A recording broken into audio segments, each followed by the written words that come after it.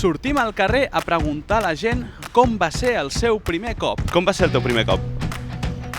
Però, de quin primer cop estem parlant? Pues massa ràpid i en desconeixement.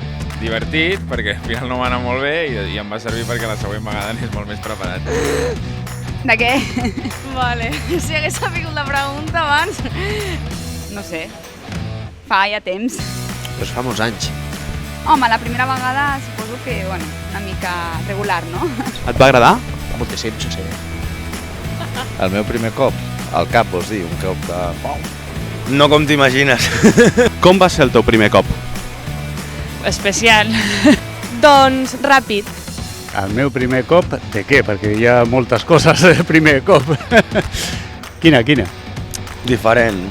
Bueno, per mi bé, era una bona experiència. Home, el primer cop, ara que m'ho dius, va ser molt graciós perquè va ser un cop i un cop. Repetiries?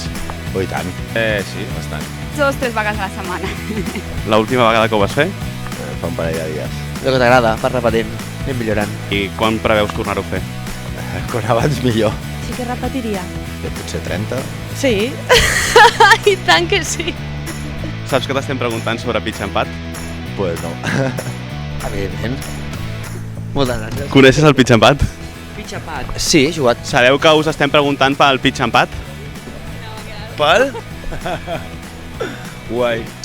Mira, doncs sí, he jugat al pitch empat. El pitch empat no té edat ni condició social. És un esport que juga en la natura i està fet per a tothom. Vine a jugar a pitch empat. Com et quedes?